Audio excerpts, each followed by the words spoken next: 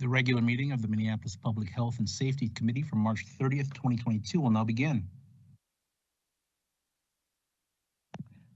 Thank you, everyone, and welcome to the regular meeting of the Public Health and Safety Committee for March 30th, 2022. I am Latricia Vita, and I am the chair of this committee. As we begin, I will note for the record that this meeting has remote participation by members of the City Council and city staff as authorized under the Minnesota Statute Section 13D-021 due to the declared local public health emergency. The city will be recording and posting this meeting to the city's website and YouTube channel as a means of increasing public access to transparency. This meeting is public and subject to the Minnesota Open Meeting Law. At this time, I will ask the clerk to call the roll so we can verify a quorum for this meeting. Councilmember Wansley-Warlaba. Present. Councilmember Rainville. Present. Councilmember Ellison. Here. Councilmember Palmisano. Present. Vice Chair Payne. Present. And Chair Vita. Present. There are 6 members present. Let the record reflect we have a quorum. There are 10 items on today's consent agenda.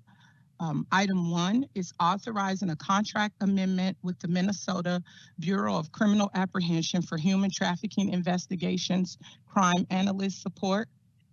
Item number 2 is authorizing a contract amendment with the Minnesota Bureau of Criminal Apprehension for Human Trafficking Investigations. Item number 3 is authorizing a submittal of a grant application to the Minnesota Division of Homeland Security and Emergency Management to support the Office of Emergency Management's mission areas of prevention, preparation, mitigation, response, and recovery. Item number 4 is authorizing submittal of a grant application to the Centers for Disease Control and Prevention for a public health emergency grant. Item number 5 is authorizing practicum experience agreement with St. Catherine University School of Social Work for internships. Item number 6 is accepting a Minnesota Department of Human Services grant for naloxone distribution. Item number 7 is authorizing a health department master contract with One Family, One Community. Item number 8 is authorizing a health department master contract with the Neighborhood Hub. Item number 9 is authorizing a contract with Special School District Number 1, Minneapolis Public Schools for violence interrupter services. And item number 10 is setting a public hearing to consider the appointment of the Director of Civil Rights. Is there any discussion on these items? Is there any discussion on these items?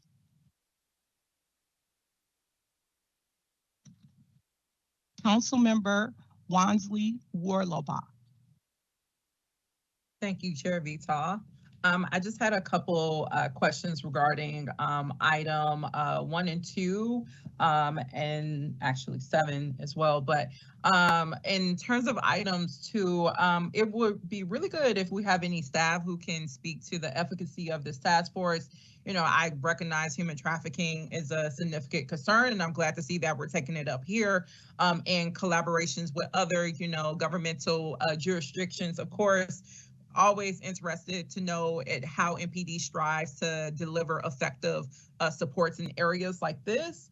But yeah, wanted to know if there's any staff who can speak a little bit more about this task force. Also, what are some of the progress metrics that's going to be shaping this work? And if there's any ways in which, council members here on this committee can also support them in meeting some of those metrics. Committee Chair and Councilmember, we have several people here from the police department, including Emily Olson, who is the analyst on this task force, and I'm sure she'd be happy to answer your questions. Emily?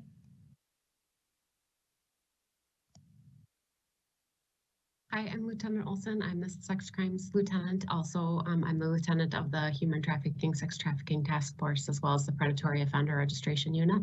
And Susan Webb is the analyst who's assigned to the Bureau of Criminal Apprehension. She's contracted through MPD to the task force. So I would say that what we're doing currently and why we have this task force is there's a large population that is high risk, especially in our encampments. We're seeing that there's a large population that is unserved. And we are seeing a lot of sex trafficking and human trafficking. And so in order to reach out to them, we utilize Susan Webb quite a bit to find them and then to maintain contact with them. To find them is difficult, and then to maintain contact with them is even more difficult. So that's why we have this task force. We also use this task force to then in turn try and find the perpetrators and to take them off the street. We use online online measures to try and mitigate some of those circumstances. For metrics, I do have them report back to me after details. So for instance, they did a detail on the 24th of March, and they were used, well, actually, I'm going to have you speak to what they did, but they were able to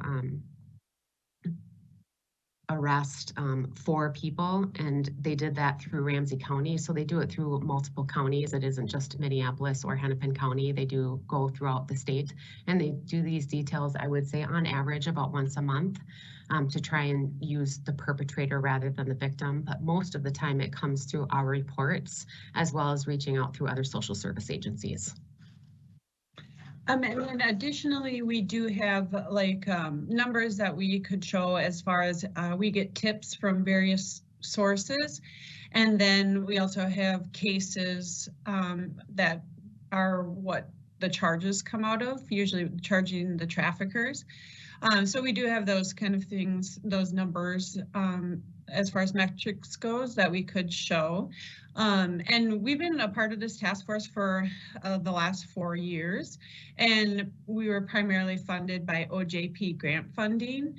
And because of a cut in the funding, which only brings our grant through June of 2023 this year, or sorry, next year. But that's why the additional funding is on the table. And then to speak to Emily's point, last week we did a detail, and we have 3 different types of details, but we did a juvenile demand suppression detail. So that's where we target people who are looking to have sex with a 15-year-old. So that was the detail we did last week. And like she mentioned, we had 4 arrests. And we also do victim recoveries where we bring in victims of trafficking and offer them services. And so that's the other type of detail that we'll perform very regularly. And those are the details where a lot of the traffickers and the cases come from, those trafficking cases. But primarily it's vulnerable youth that are victims. So that is our main focus. Thank you to you both. I absolutely would love to see a presentation on this specific area. I think it's an under, publicized area of our public safety work, especially in thinking of how many, as you mentioned, vulnerable youth, those who face housing insecurity end up being trafficked. So would love to see some of the ways in which our city is working to address a very significant concern. So absolutely, thank you for providing more context on that. Yeah, and then one thing that we say in our unit is human trafficking is the most underreported crime in the biggest growing criminal enterprise. So that's, although numbers don't always show, it's a lot of work behind the scenes to develop the cases. Yes, would love to learn more about, as you mentioned, I see on the same par with domestic violence rates. Again, very targeted, and often we don't hear about it. There's so much underreporting, but especially with the pandemic, knowing that we're also, if the rates were reported, would probably be extremely high. So would love to learn more about the work that we're doing at the city, to really address such an underreported public safety issue. Thank you both.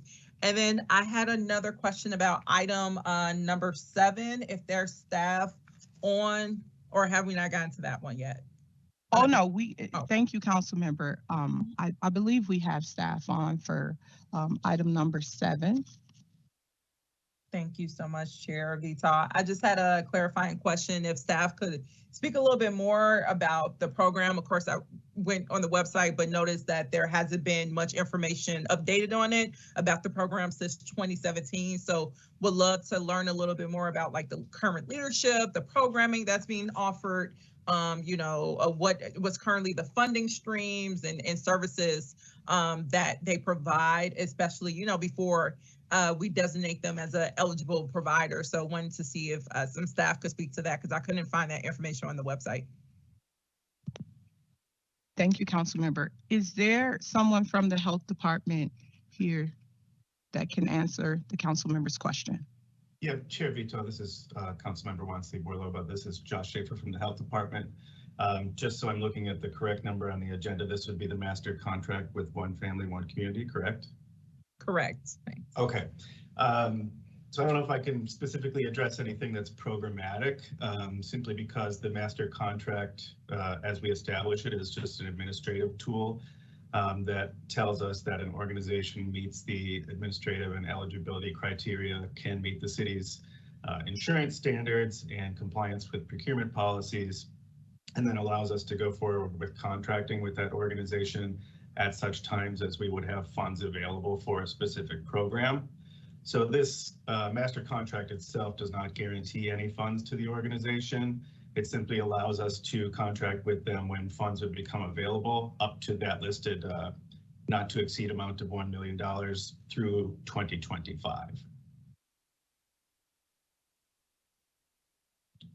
Oh, I'm sorry. You're Unmute, council member. I'm on mute. But can you repeat the name of the tool again? You said it's the one contract or? Master contract. Master contract. Thank you. Yeah, so every 5 years we develop an eligible providers list, and we use that list to contract with organizations. Generally, those organizations that apply to this list are ones we've worked with in the past, have a long history with, but we will get some new organizations on that list. And like I said, the master contract itself is just the administrative mechanism for contracting with them during that period of eligibility. Awesome. Thank you so much. You're welcome. Thank you. Is there any further discussion? Any further discussion? Seeing none, I'll move for approval of items 1 through 10. Will the clerk please call the roll? Councilmember Wansley-Borlova. Aye. Councilmember Rainville. Aye. You are not unmuted for that. Aye. Aye. That's Thank you. reflected as an aye. Thank you. Councilmember Ellison. Aye. Councilmember Palmisano. Aye. Vice Chair Payne. Aye. And Chair Vita. Aye. There are 6 ayes. That carries and the consent agenda is approved. Now onto our discussion agenda. Item 11 is receiving and filing a presentation on the 340B drug pricing program from representatives of Allina Health and Abbott Northwestern Hospital.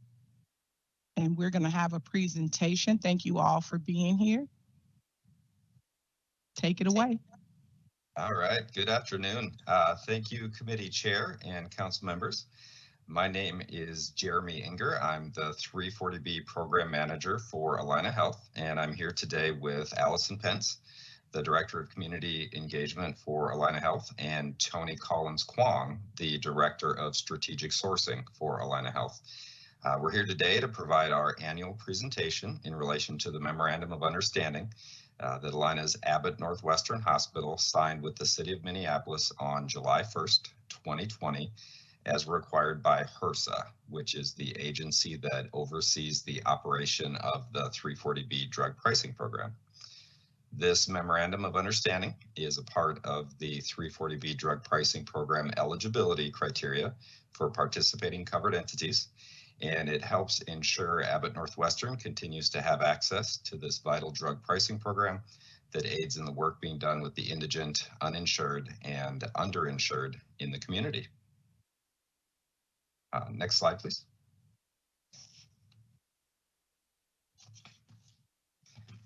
All right, so I'd like to kick off by providing a brief overview of Abbott Northwestern Hospital, which is located at 800 East 28th Street in Minneapolis. And I'll follow up with a quick overview of the 340B drug pricing program and how the Memorandum of Understanding plays an important role in maintaining eligibility for the program. And then finally, I'll turn it over to Allison for an overview of Abbott Northwestern's community engagement. Next slide, please. So annually, Abbott Northwestern serves a wide range of patients and has a wide range of services offered in the community, several of which are listed here. So as you can see, annually, we serve over 200,000 patients and their families, and includes a payer mix, which is 44% public and 56% private. A few of the main services are listed on your screen there. You can see offering cardiovascular, med-surg, mental health, addiction services, mother-baby, oncology, ortho, peds, trauma, emergency care, women's health, and those are just to name a few. So a lot of different services being provided out of our Abbott Northwestern campus. Next slide, please. So the 340B drug pricing program is a federal government program administered by the Health Resources and Services Administration, also known as HRSA. It is important to point out here that this is a federal program and there is no direct financial relationship with the city of Minneapolis. The program entitles certain entities to access discounted prices for outpatient medications. And Abbott Northwestern qualifies due to caring for a high number of low-income patients. The savings from the program allow Abbott Northwestern to provide expanded services, many of which were listed on the previous slide. HRSA does require, as part of eligibility, a memorandum of understanding between the hospital and the local government. The memorandum of understanding is Abbott Northwestern's commitment to continue providing free and reduced cost healthcare services to the indigent, uninsured, and underinsured residents of Minneapolis and the surrounding communities. Next slide, please. So on this page, you can see the community benefit provided by Abbott Northwestern. The first bullet there is charity care, which is essentially free care for those that are unable to pay for healthcare services. You can see in 2020, that totaled a little over 4.4 million. The next bullet point is the uninsured discount. And what this is this is really a cost reduction for those patients without insurance, but who are able to pay. And in 2020, you can see that number was very significant, 13.3 million there. A lot of applications for free or reduced cost services. So in 2020, you can see it was over 20,000 applications received at our Abbott Northwestern campus. And then we also do offer a free drug program. And in 2020, the total amount for the drug program was a little over 150,000. So now I'll turn it over to Allison to discuss Abbott Northwestern's community involvement. Great. Thanks so much, Jeremy. Have the next slide, please. So as Jeremy mentioned, I'm going to talk a little bit about Abbott's community engagement. When we think about our commitment to the neighborhood and all of Minneapolis, we really think about how we're caring for community both inside our facilities and outside the facility in the community itself. In terms of how we are caring for the community inside our facilities, we are part of the Next Step program, which is one of the Minneapolis Office of Violence Prevention's programs. We joined this program last year and have really been working to build it up in the last year. We've seen about 42 patients have already come through our emergency department and have been enrolled in this program, and we are starting to see some really successful steps coming out of this. So we are looking forward to participating in this going forward as well. We've spent a lot of time in the last year and a half, like your own health department has, focusing on COVID-19 response. And one of the components we've done is community vaccine clinics. We've held a number of clinics inside our office space. Our corporate office headquarters are inside the Midtown Exchange building located at the corner of Lake Street in Chicago and South Minneapolis. Our employees aren't in that facility right now. So we've really turned that into a clinic to an extent. And so we've vaccinated more than 4,000 South Minneapolis residents in that facility. And we are currently offering weekly COVID vaccination clinic inside that facility right now in partnership with a couple of MDH contracted partners. We're really starting to kind of work on how do we get the folks who are not accessing vaccination yet. We're seeing a lot of success right now. I think in the last month, we've done about 400 vaccines. 98 of those 400 were first doses. So those are the folks we're really excited to be capturing. Also last year, we were able to use our office space in our corporate headquarters to support students who are not in school. One of the things I heard from community partners right after the pandemic hit and schools kind of shut down was that there were a lot of students in the Minneapolis public schools specifically who did not have access to their teachers because they didn't have connectivity at home. Home was not a quiet place to go to school. And so we ended up working with a couple of community partners and opened up our office space. In this picture you can see here, that is actually where our employees used to sit and do their work. And we turned those into desks for students. And we had about 90 kids going to school last year in our office space. They were able to access the internet. They had adult supervision. They were provided with meals. It was a quiet space. It was just a really great learning environment. So we were able to support the community in that way. Next slide, please.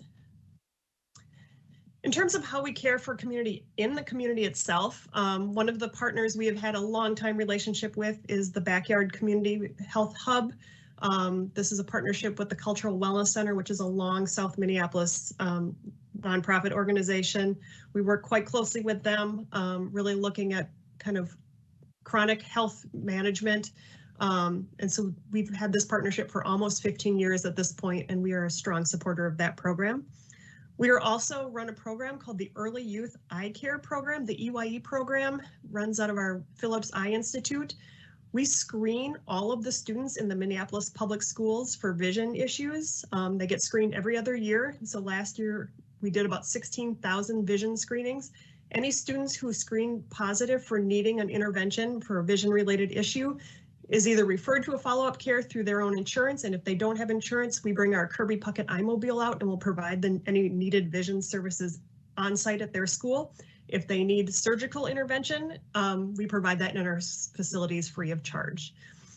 We also have a program called Free Bikes for Kids where we collect bikes from the public every year, and we've given out about 500 bikes to kids every spring and summer.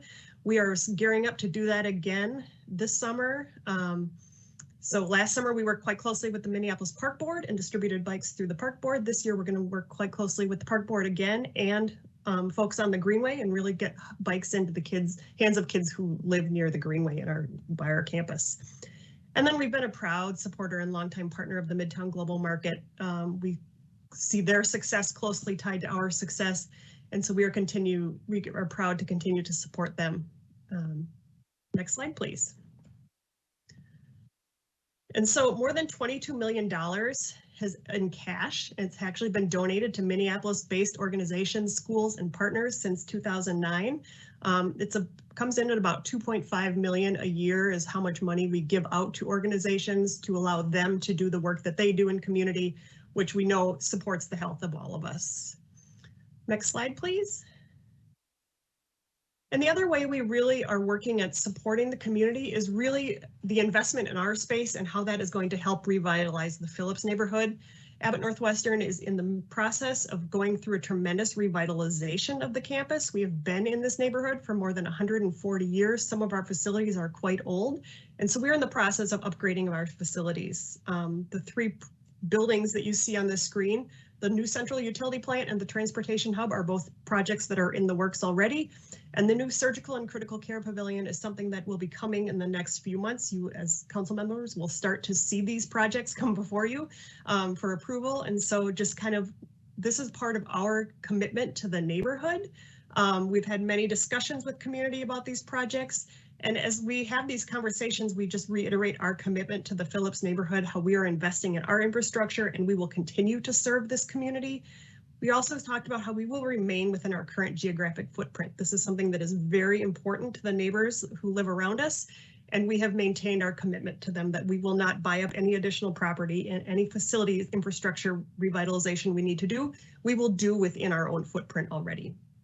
We are also quite proactive in sharing information, and we're trying to encourage two-way communication with our neighbors so that they always feel like they have the ability to reach out to us and hear that their concerns are heard.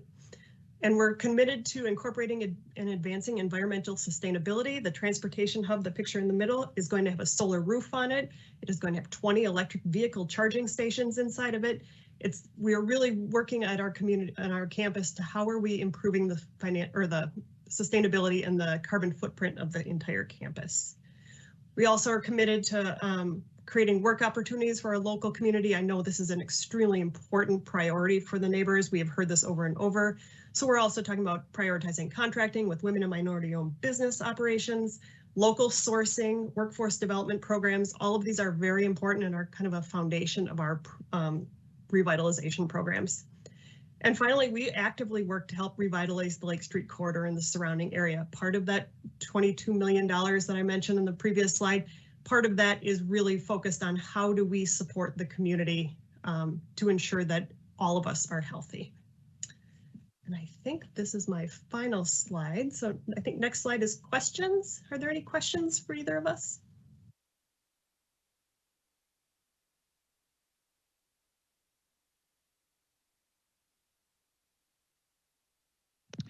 Thank you for that presentation. Is there any discussion on this item? Oh, sorry. Vice Chair Payne. Thank you, Madam Chair. I just had a question on your contracting with women and minority-owned businesses. Do you have a formal process of RFP that you're using? Are there any CERT database or other databases you're using to source contractors, or are you going out into the community and engaging folks to find them? So I will tell you that this process for us is brand new to these projects that we are starting. So we are still very much building this program. Our two current projects that are already in the works were the first projects to ever have women minority-owned business requirements as a part of the contractual that we have with our general contractors. And so it is very much still being built. I know that the contractors that we are working with are very much part of the community and are doing local sourcing and also working on some of those other components that you mentioned. So I would be happy to follow up with you afterwards if you have ideas. Like I said, this is still something we're very much building, and we would love to have suggestions if you have any. Yeah, I've done a lot of work around those types of contracting opportunities here at the city, and I'd be happy to share whatever perspective I can share. Great. I will follow up with you directly after. Thank you, Vice Chair Payne. Any further discussion? Seeing no further discussion, I will direct the clerk to receive and file this report. Thank you all so very much for the presentation and the work that you're doing. Thank you so much. Thank you.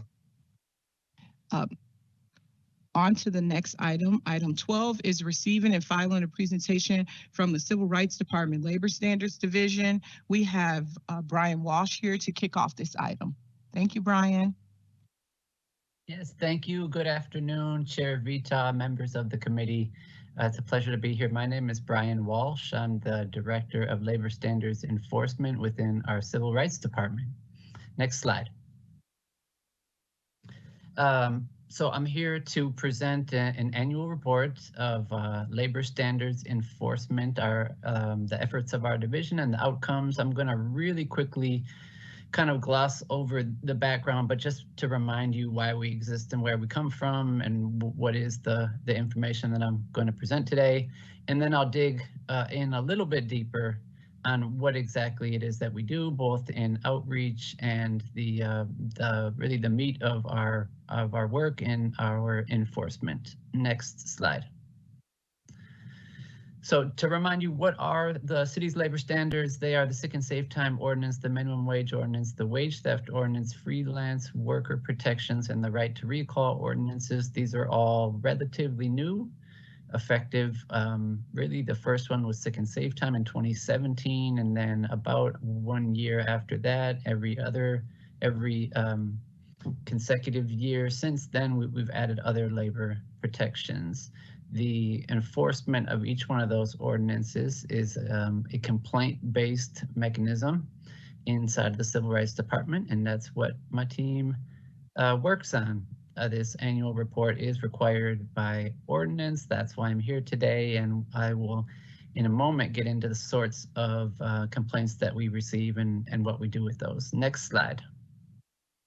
Before I get to the complaints and the enforcement, another huge part of our work is often kind of overlooked is the outreach and engagement that we do. And actually that's the next slide. This one, I'll just mention really quickly. I'm not going to get into the substance because that's not really what this presentation is about, but just to remind folks that large business minimum wage is going to hit $15 this July 1st, $13.50 for small businesses. Our sick and safe time ordinance requires a minimum amount of paid sick leave for provided by employers to employees all across the city. And then wage theft really refers to any sort of underpayment of employees, again, based on the physical location of the employee while the employee is performing work anywhere across the city of Minneapolis. Next slide, please. Okay, this is the outreach and engagement. It really is a big part of what we do. The first thing that I want to mention are all of the information, tools, rules, fillable templates, checklists, sample policies, all of that information that we put up on our website, and we have different pages for sick and safe time, minimum wage, wage theft, etc. Next slide. Then we take all of that information and we try to get it into the hands as best we can, get it into the hands of the people who need it. Here on this slide, you'll see sort of our proactive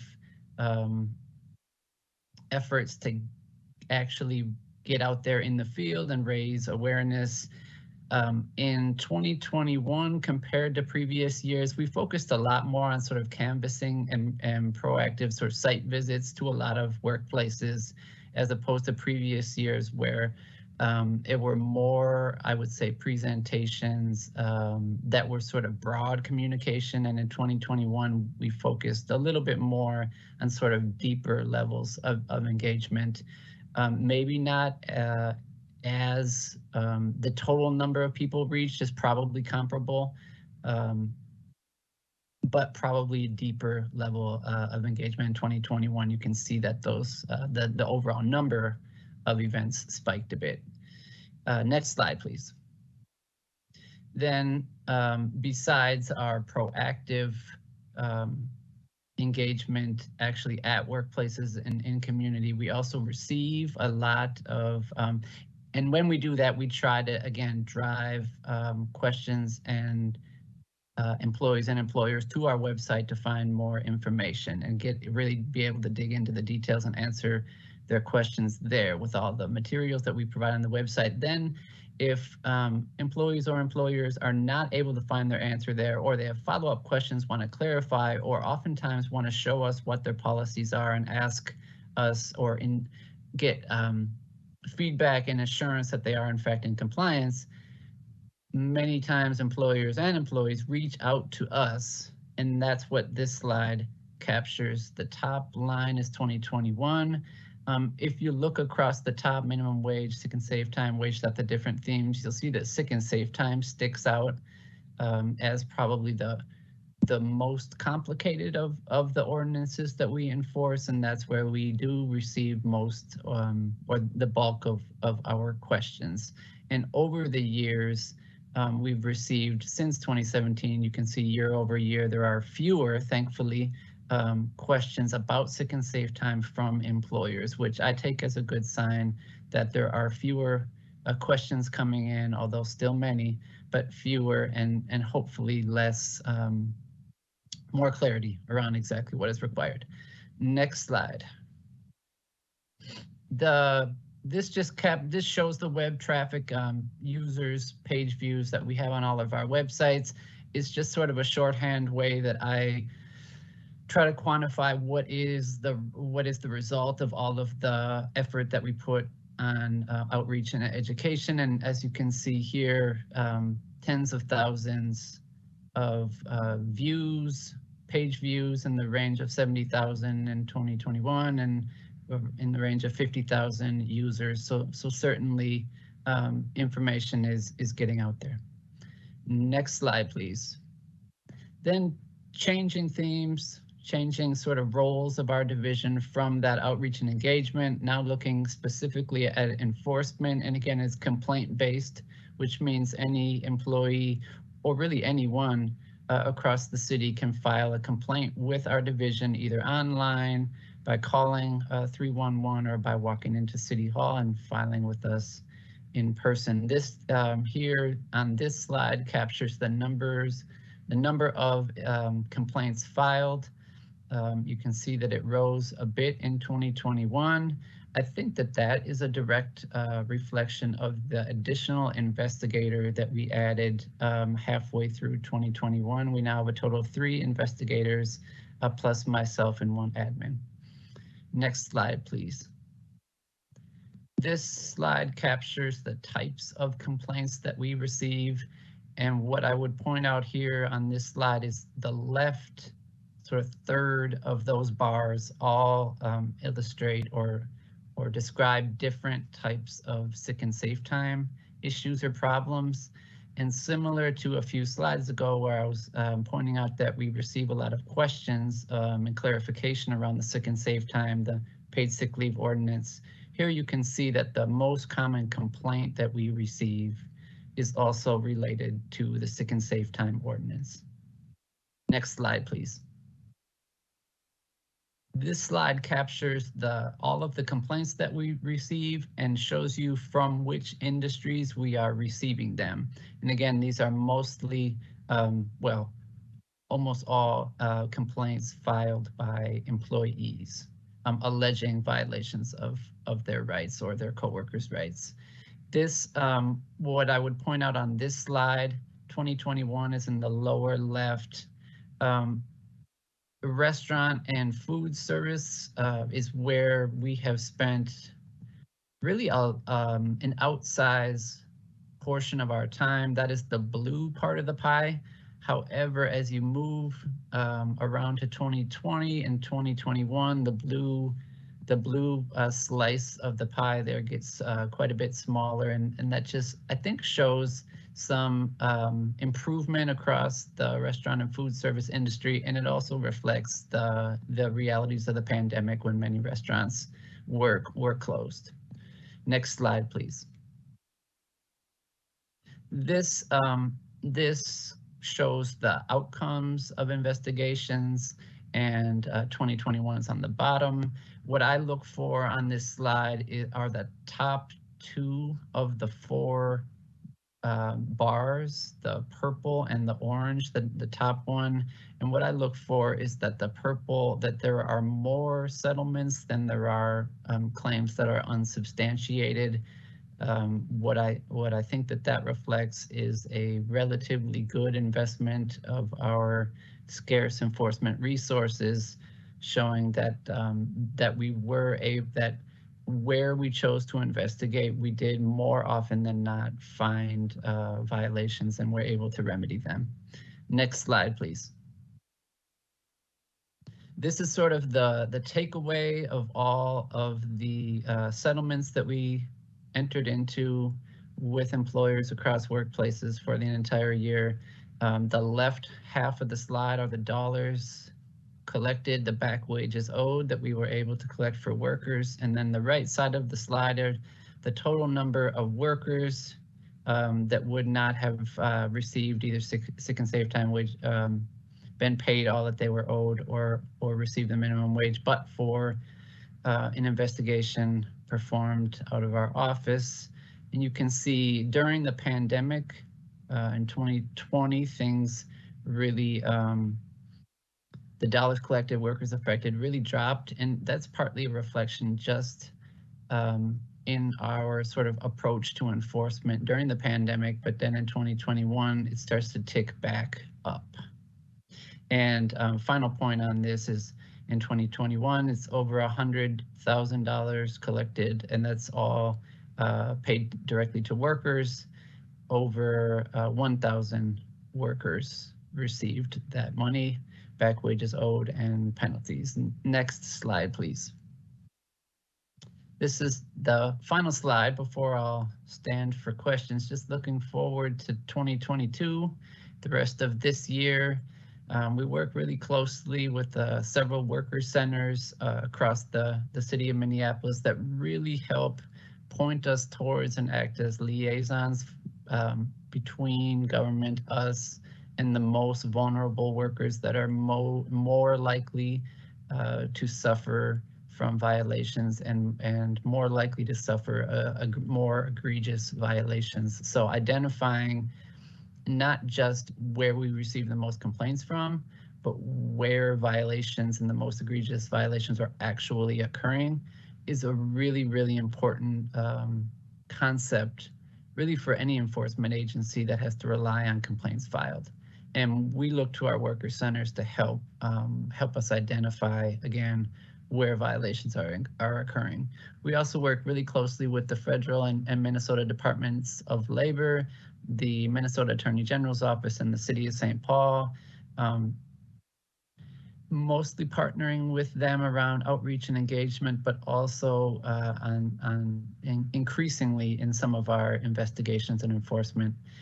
A lot of the focus this year is just raising awareness of the relatively new wage theft ordinance that expands our enforcement authority beyond minimum wage and paid sick leave.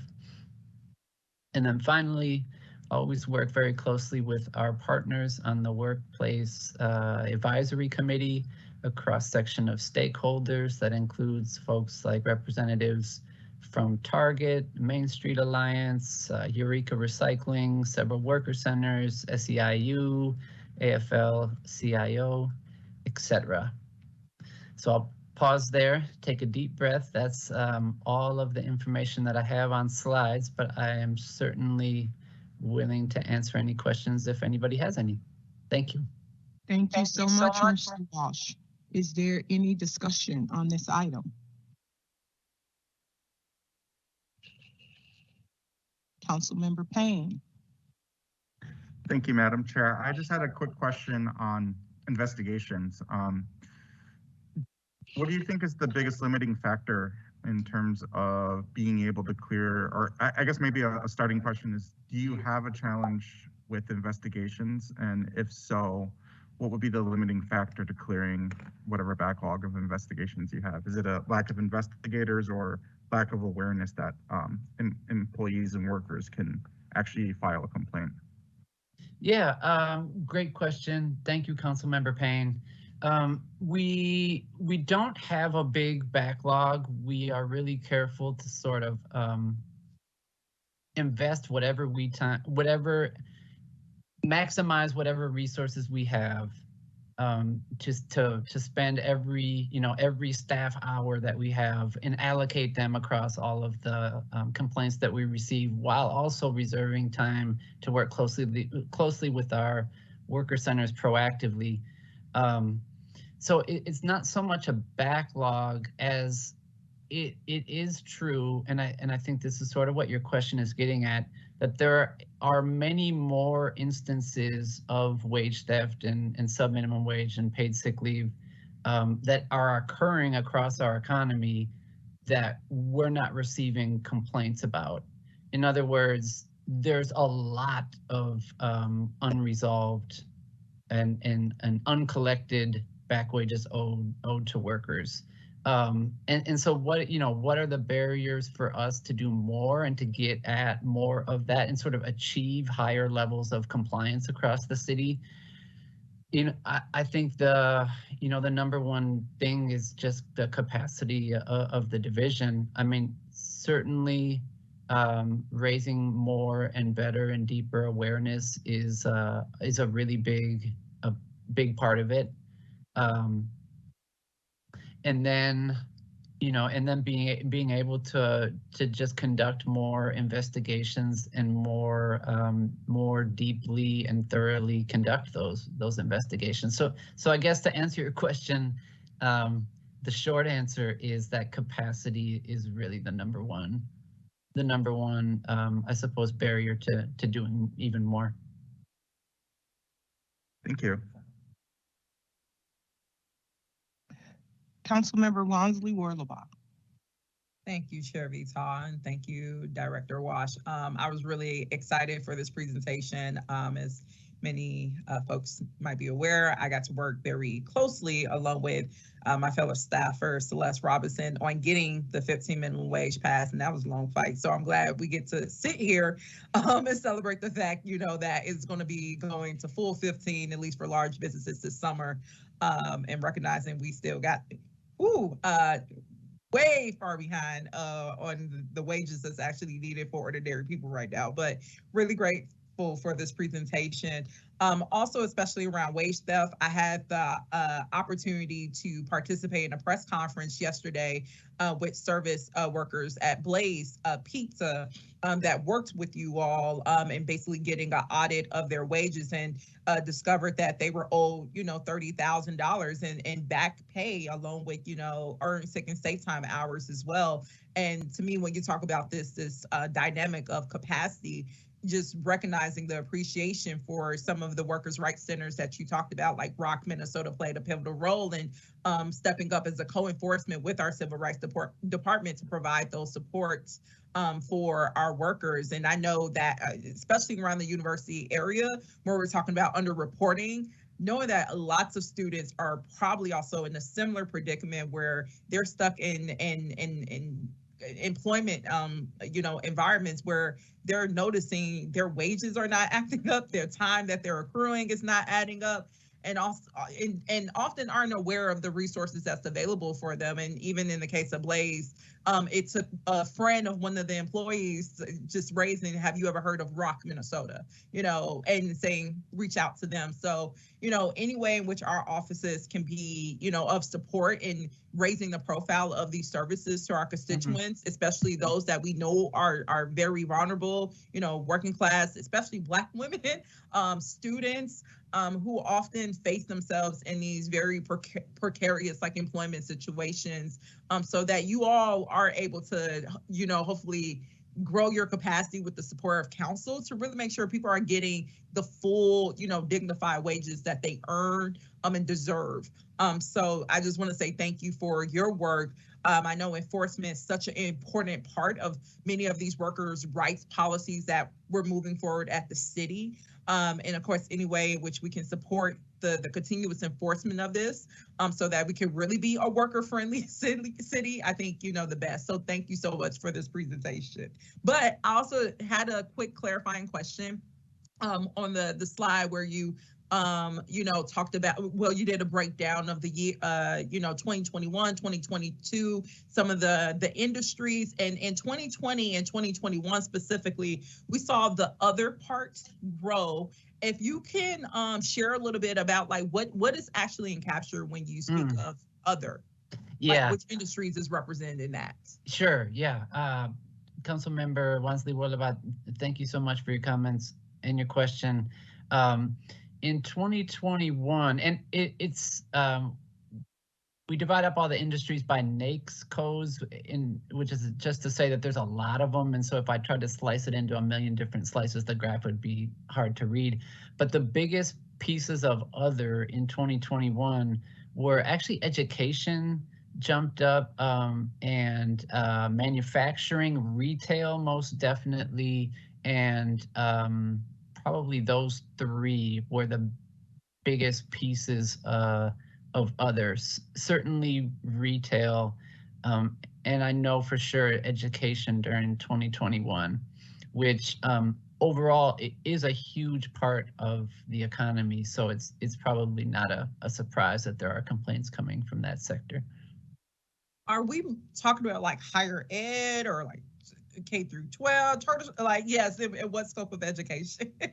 Yeah, good question. Yeah, Councilmember Wansley, what about in 2021? It was mostly, if I'm not mistaken, like K-12, and there were several investigations involving charter schools.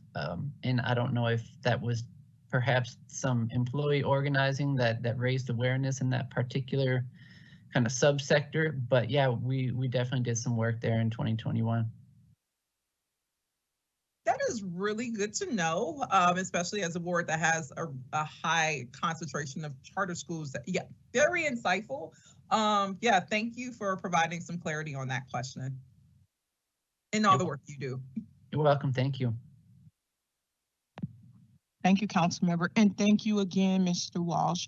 Is there any further discussion? Councilmember Palmisano. Thank you, Madam Chair. Thank you, Mr. Walsh, for all of this. This is a continued effort that has lots of new interest from all of our new council members. You know, from the conversations and then implementation of wage theft efforts, I'm curious about education and targeted education and just, you know, this information in front of us about where the complaints came from or the initiation of investigations came from. I'm curious, how does this change our educational approach? Or if we had time to spend on more education about our city ordinances, which I understand there really isn't much time to do such a thing, where might you want to target that type of education? I just think you have some special insight with having worked on this for the past few years. Councilmember Palmisano, thank you so much for the question. I think without a doubt, the biggest, the number one thing on my wish list would be more and better and deeper capacity building, specifically amongst smaller businesses. The smaller businesses, almost by definition, are not going to have a HR department, a payroll department, you know, a legal department, that sort of capacity. And so there's just sort of a natural, I guess, a higher learning curve and just a lower capacity, organizational capacity amongst smaller businesses that I think we really strive to be sensitive to. And it also means that there are more of them because there are many smaller employers that might only have a few employees, but we do the best we can to get the word out and then help build capacity. And that's really the trick that I spend a lot of time trying to figure out how to do more and better and deeper, is not only just raising awareness of the existence of the ordinances, but really equipping small businesses with the ability and sort of the capacity to do it. And that's kind of a lot of the impetus behind all of the different tools that we put on our website to try to make it as easy as possible and as sort of plug and play as possible. But in the end, payroll can be kind of complicated. And so it does take a lot of time and energy to sit down with a small business owner and sort of walk them through everything step by step. I hope that answers the question. Yeah, thank you. I have been hearing a lot from small business owners about their interest in, from a couple asking if, you know, based on ways that their business has been hit with supply chain issues and supply problems and inflation, that they are struggling. They are asking us to hold the wage increase going up. Now, I'd say that I haven't heard that from many small businesses, but that it tells me that they're getting the message. They know what's they are getting educated on what it is we're asking them to do. So thank you. Thank you, Councilmember Palmisano. Councilmember Payne. Thank you, Madam Chair. Yeah, that line of questions just made me think about our business technical assistance program, and I was wondering if you know if any of those BTAP providers are providing any of this additional education or helping some of those smaller businesses navigate some of these new regulations around worker protections. Councilmember Payne, thank you.